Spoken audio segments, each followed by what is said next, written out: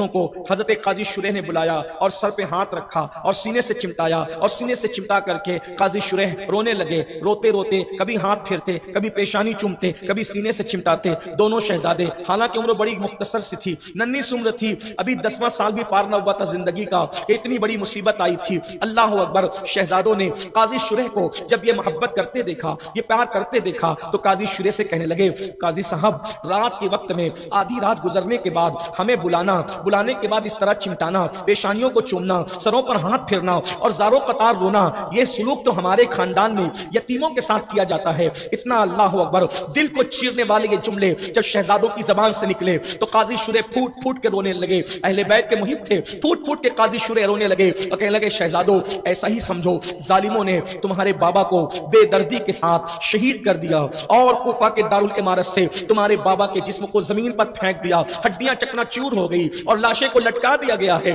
اللہ اکبر. شہزادے رونے لگے. اللہ اللہ. بلکہ علامہ ارشد القادری رحمۃ اللہ علیہ نے خود ہی لکھا, یہ بات سن کر کے شہزادے بے ہوش ہو گئے اور جب ہوش میں آئے تو بابا بابا کہہ کے پکارنے لگے. اللہ اکبر. اندازہ فرمائے, قاضی صاحب نے فرمایا, شہزادوں دشمن کان کھڑے کیے ہوئے ہیں, اگر وہ سنیں گے تمہاری آواز کو مخبری کر دیں گے, تمہیں بھی پکڑا دیا جائے گا. ایک کام کرو, کل جو ہے وہ قافلہ سنا ہے کہ باب العراقین سے جو ہے وہ مدینہ منورہ کی طرف جا رہا ہے, میں سامان تیار کرتا ہوں اور کل جو ہے وہ تمہیں روانہ کرتا ہوں. اللہ اکبر. صبح کا اجالا جو ہے وہ قریب ہونے کے, صبح کا اجالا پھیلنے کے قریب تھا. سامان تیار ہوا. سامان تیار کرنے کے بعد اگلی شب کو صبح کے اجالا پھیلنے کے قریب قریب اپنے بیٹے کو ساتھ کیا اور ساتھ کرنے کے بعد قاضی شریح نے کہا کہ جانے والے قافلے سے ملا دینا. اور قاضی شریح نے کہا جب مدینہ منورہ پہنچنا تو وہاں پہنچ کر نانا کو میرا سلام کہنا. ننے بچے 10 سال سے زیادہ کی عمر نہیں, مدینہ منورہ میں روضہ رسول پہ جاتے ہیں تو بھی بابا کی انگلی پکڑے بغیر نہیں جاتے.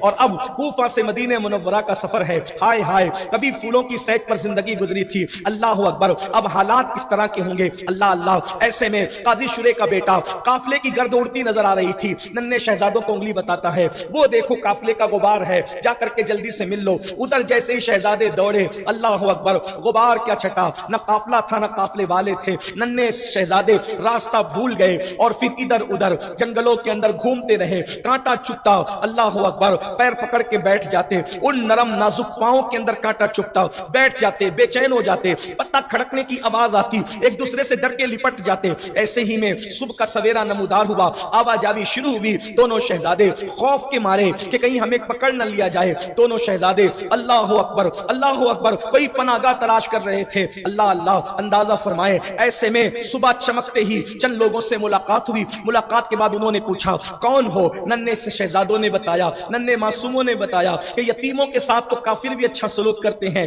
بڑی صفائی سے کہہ دیا ہم مسلم کے یتیم ہیں. اتنا سننا تھا کہ کہا ارے ظالموں, ہم تمہیں ڈھونڈ ڈھونڈ کر کے تھک رہے ہیں, پریشان ہو رہے ہیں, اور تم لوگ اس طریقے سے یہاں آرام سے جو وہ لطف اندوز ہوتے ہو جنگل کے ماحول کے اندر. ایسے میں ان ظالموں نے دونوں بھائیوں کے ہاتھ باندھے اور ہاتھ باندھنے کے بعد اللہ اکبر شہزادوں نے کہا ہم یتیم ہیں, ہم مسافر ہیں, ہم مظلوم ہیں, ہم بن باپ کے ہیں, ہمارا باپ شہید ہو چکا ہے. اتنا سننے کے بعد کہ ہم پہ رحم کرو. اللہ اکبر. ننے شہزادوں نے کہا ہمارے رسول ہم پہ رحم کرو. تو ظالموں نے ایسے زوردار تماچے چہرے پہ مارا اور کھینچتے ہوئے اللہ اکبر کوفہ کے دارالعمارت کی طرف لے گئے. یہ داستان بڑی اللہ اکبر سادی بھی ہے, غریب بھی ہے, اللہ اکبر, لیکن یہ ہمارے لیے عبرت بھی ہے. اے مسلمانوں, یہ کوئی رسم نہیں کہ سن کر کے چلے جاؤ.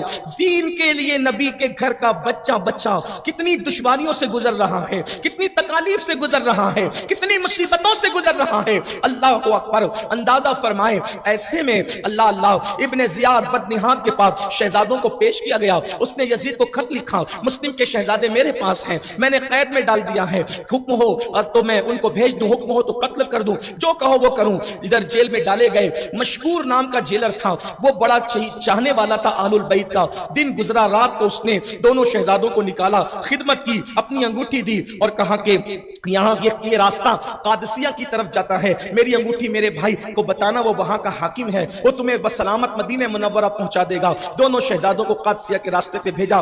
رات بھر چلتے رہے, آخر کار تھک کر کے بیٹھ گئے. کل کا انجام نگاہوں کے سامنے تھا. ادھر مشکور سے پوچھا کہ وہ بچے کہاں گئے. اس نے صاف کہہ دیا کہ میں نے انجام کی پرواہ کیے بغیر شفاعت رسول کے تصور سے میں نے نبی کے شہزادوں کو آزاد کر دیا دیا ہے تاکہ میں بھی آزاد کر دیا جاؤں۔ ابن زیاد نے کہا تجھے ڈر نہ لگا؟ اس نے کہا جو اللہ رسول سے ڈرتا ہے وہ کسی سے نہیں ڈرا کرتا۔ اس کے بعد اسے شہید کر دیا گیا۔ یہ شہزادے دن رات بھر چلتے رہے اور صبح تک چلتے رہے، لیکن اب وہ وہاں تک نہ جا سکے جہاں تک جانا چاہتے تھے۔ آخرکار وہی کوفہ تھا، کوفہ کا جنگل تھا۔ اللہ اکبر، کیڑے مکوڑوں کے لیے بھی تو کہیں نہ کہیں رین بسیرا ہوتا ہے، مگر ہائے رے نبی کی اولاد، ظالم دنیا نے کیا ستم ڈھائے، کیا ظلم کیا۔ اللہ اکبر، جن کے گھر میں اجازت کے بغیر جبریل نہیں آتے، آج ان شہزادوں کو پناہ لینے کے لیے کوئی جگہ نہ تھی، سب چھپانے کے لیے کوئی جگہ نہ تھی۔ ایسے میں شہزادوں نے ادھر ادھر پناہ گاہ تلاش کی، لیکن جب کوئی پناہ گاہ نہ ملی تو ایک بڑا سا درخت دیکھا، اس کے اندر جب ایک کھو تھی، اس کے اندر دونوں شہزادے چھپ کر کے بیٹھ گئے، پکڑ نہ لیے جائے۔ ایسے میں ایک کنیز پانی بھرنے کے لیے آئی، اور اس نے جیسے ہی شہزادوں کا عکس جمیل پانی میں دیکھا، پانی نہ بھرا، مڑ کر کے چہرہ دیکھا، کہا شہزادو اس کیڑے مکوڑوں کی آماجگاہ سے باہر آؤ، کون ہو تم؟ تمہارے چہرے کا نور بتاتا ہے کہ کسی معمولی خاندان کے نہیں ہو، بولو کون ہو؟ کل کا انجام نگاہوں کے سامنے تھا، اس لیے کچھ نہ بول سکے۔ آخرکار اس نے اصرار کیا تو کہنے لگے ہم مسلم کے یتیم ہیں۔ اس نے کہا ارے میری مالکہ تو بڑی خوش ہوگی آپ لوگوں کو پا کر کے۔ اللہ اکبر، وہ اہل بیت کی محب ہے، اہل بیت کی چاہنے والی ہے، اور اس کے بعد جب لے کر کے پہنچی وہاں تو اللہ اکبر، وہ اتنی چاہنے والی تھی اہل البیت کی، اپنا دوپٹہ اس کے سر پہ ڈال کر کہتی ہے تو نے اب میرے گھر نبی کے شہزادوں کو لایا، جا آج کے بعد میں نے تجھے آزاد کر دیا، تو آزاد ہے۔ شہزادوں کی عزت کی، کہا آپ کی دادی سیدہ فاطمہ کی خوشی کے لیے میں آپ کی خدمت کرتی ہوں، میں آپ کی کنیز ہوں۔ نہلایا دھلایا، کپڑے پہنائے، کھانا کھلایا، کنگھی کی، اللہ اکبر، زلفوں کو سنوارا اور کمرے میں رکھ کر کہا یہ آپ ہی کا گھر ہے مالکو۔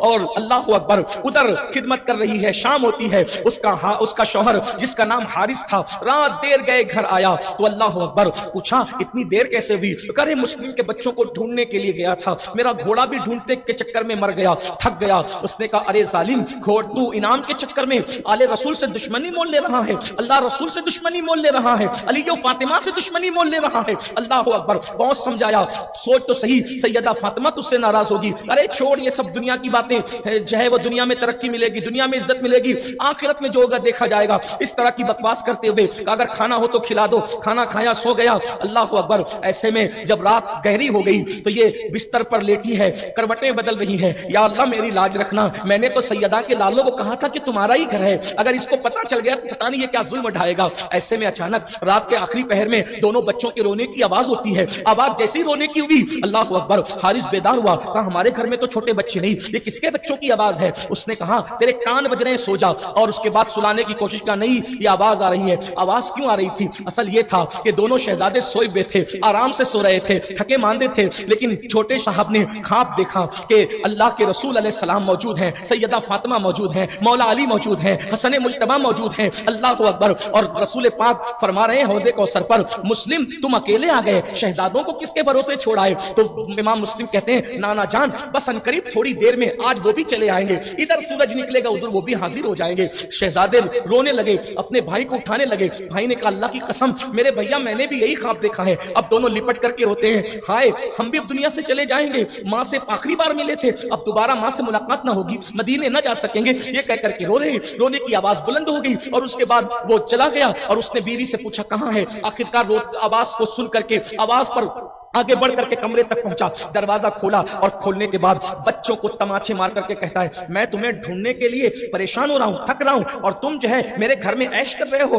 اور اس کے بعد انہوں نے کہا ہم یتیم ہیں، ہم پہ رحم کرو۔ بیوی نے کہا کہ دیکھو ایسا مت کرو، پھر بھی مارتا رہا، اور مورخ لکھتا ہے کہ دونوں کی زلفوں کو ایک دوسرے سے باندھ دیا اور باندھ کر کے چھوڑ دیا، اور کہا جتنا تڑپنا ہے تڑپ لو، صبح کو میں تمہیں قتل کر دوں گا۔ صبح ہوئی تو وہ خون آشام صبح تھی، اللہ اکبر اللہ اکبر، ایسی خون آشام کہ امام مسلم کے شہزادوں کو صبح کے وقت اس نے اپنی سواری پر ڈالا، ایسی بندے ہوئے، اور ڈالنے کے بعد فرات کے کنارے کی طرف جانے لگا۔ بیوی نے بہت منتیں کی، جو وہ غلام نے منتیں کی، کنیز نے منتیں کی، کسی کی سننے کے لیے تیار نہ ہوا۔ مختصر یہ کہ فرات کے کنارے لے گیا، اور لے جانے کے بعد جب تلوار اٹھائی، ہائے ہائے ہائے، یہاں بھی علامہ ارشد القادری کا اقتباس بڑا قابل غور ہے۔ فرماتے ہیں رسول اللہ کلیجہ تھام کر کے صبر و رضا کا وہ منظر منظر دیکھ رہے ہوں گے، سیدہ فاطمہ کی روح اطہر جو ہے وہ فرش سے عرش تک جو ہے اللہ اکبر آتی جاتی ہوگی کہ زمین کو تہو بالا کر دے، ظالموں کو تہو بالا کر دے، لیکن رسول اللہ کے اشارے ابرو جو ہے انہیں صبر و شکیب کی جو ہے وہ تعلیم گویا کہ اشارے دے رہے ہوں گے۔ مولائے کائنات علامہ ارشد قائد اہل سنت لکھتے ہیں کہ مولائے کائنات ذوالفقار حیدری لے کر کے کھڑے ہوں گے، کیا کہ ان ظالموں کو کیفر کردار تک پہنچا دے، لیکن اللہ اکبر کاتب تقدیر کے حکم کے تحت یا کاتب تقدیر کے فیصلے کے تحت اللہ اکبر صبر و رضا کا امتحان دیتے نظر آ رہے ہوں گے۔ یہ کیفیت ہے، ایسے میں بڑے صاحب کی طرف تلوار اٹھتی ہے۔ یہ گھر میں ماحول تھا، تربیت تھی، اگر آج بچوں کو کچھ چاکلیٹ وغیرہ دو تو ہر بچہ کہتا ہے پہلے مجھے دو، لیکن یہ آل رسول کے گھرانے کا ماحول ہے، یہ ان کے گھر کا ماحول ہے۔ تلوار اٹھتی ہے تو بڑا بھائی کہتا ہے پہلے مجھے، چھوٹا بھائی کہتا ہے پہلے مجھے، تاکہ میں اپنے بڑے بھائی کا غم نہ دیکھ سکوں۔ چھوٹا بھائی کہتا ہے بڑے بھائی کا غم نہ دیکھ سکوں، چھوٹا بھائی کہتا ہے میں بڑے بھائی کا غم نہ دیکھ سکوں۔ یہ حال ہے، بڑا چھوٹے کا غم نہیں دیکھنا چاہتا، چھوٹا بڑے کا غم نہیں دیکھنا چاہتا۔ اللہ اکبر، اس کی بیوی پہنچتی ہے روتے دھوتے، آڑے آتی ہے، اس کو مار کر کے قتل کر دیتا ہے۔ یہ دنیا کی لالچ تھی، مار ڈالا بیوی کو، اللہ اکبر، غلام کو بھی قتل کر دیا، بیٹا آیا اس کو بھی زخمی کر دیا، اور اس کے بعد دونوں شہزادوں کو کہا تم پہلے میں کہتے ہو، دونوں کو ایک ساتھ قتل کروں گا۔ اس کے بعد اللہ اکبر فرات کے کنارے پر دونوں شہزادوں کو ایک ہی بار میں ان ننھی سی گردنوں کو شہید کر دیا جاتا ہے۔ انا للہ و انا الیہ راجعون۔ ادھر شہزادوں کو شہید کیا جاتا ہے اور ادھر جو ہے ان کے جسموں کو چھوڑ کر کے وہ چلا جاتا ہے وہ ابن زیاد کے پاس۔ ابن زیاد سے کہتا ہے دیکھ میں تیرے لیے تحفہ لایا ہوں، تحفہ۔ تو کہتا ہے کیا تحفہ لایا ہے؟ تو کہا مجھے انعام دے، میں تیرے لیے تحفہ لایا ہوں۔ کہا انعام کیا دوں، وہ تو بتا پہلے تو لایا کیا ہے۔ تو اس نے جیسے ہی ٹوکرا کا ڈھکن ہٹایا تو دیکھا کہ اس میں 2 کٹے ہوئے سر تھے، تازہ خون نکل رہا تھا۔ اس نے کہا یہ خوبصورت ننھے بچے کس کے ہیں؟ کہا مسلم کے ہیں۔ کہا یہ بھاگ گئے تھے جیل سے تو میں نے ان کو قتل کر دیا۔ کہا میں نے قتل کرنے کے لیے تو نہیں کہا تھا، کیونکہ میں نے یزید کو لکھا ہے کہ ان بچوں کا میں کیا کروں، اگر وہ زندہ منگائے گا تو میں کیا جواب دوں گا، تو نے میری اجازت کے بغیر قتل کیسے کیا؟ تو اس نے کہا اس لیے قتل کر دیا کہ لوگ مجھ سے چھین نہ لے۔ کہا اگر چھیننے کا خوف تھا تو فوج منگوا لیتا، میں فوج کے ذریعے سے خود ہی منگا لیتا، اب تو نے مجھے مشکل میں ڈال دیا۔ اس نے پورے دربار میں نظر دوڑائی، اس میں ایک بندہ نظر آیا جو اہل البیت کا بڑا محب تھا۔ اس کو کہا کہ یہ ظالم نے مجھے خود مشکل میں ڈال دیا، اس کو بھی لے کر کے جاؤ اور فرات کے کنارے پہ قتل کر دے۔ یہ دیکھو ظلم کا انجام۔ کسی بہت بڑے مفکر نے کہا تھا اللہ کافروں کو تو مہلت دیتا ہے مگر اللہ ظالموں کو مہلت نہیں دیتا۔ کفر کرنے والوں کی حکومتیں تو چل سکتی ہے مگر ظلم کرنے والوں کی حکومتیں نہیں چل سکتی۔ ظلم مت کرو، ظلم بڑی خطرناک چیز ہے، اور وہ بھی آل رسول پر۔ اللہ اکبر، نبی کے شہزادوں پہ اس نے ظلم کیا تھا، پھر بالآخر یہ کہ اس کو بھی اسی طرح لے جایا گیا، قتل کر دیا گیا، اور امام مسلم کے شہزادوں کو فرات کے کنارے پر دفن کر دیا گیا۔ ان دونوں شہزادوں کا نام ہے محمد و ابراہیم۔ اللہ تعالیٰ آپ کو وہ منظر دکھائے کہ آپ وہاں جائیں، بڑا رکت انگیز مقام ہے، ننھی قبریں ہیں، انوار و رحمت کی برسات ہوتی ہے، وہاں حاضری دینے پر ایک عجیب لطف آتا ہے۔ اللہ سے دعا ہے اللہ آپ سب کو کربلا شریف دکھائے، ہم سب کو کربلا شریف دکھائے، نجف اشرف دکھائے، بغداد معلیٰ دکھائے، مدینہ منورہ بار بار حاضری نصیب فرمائے۔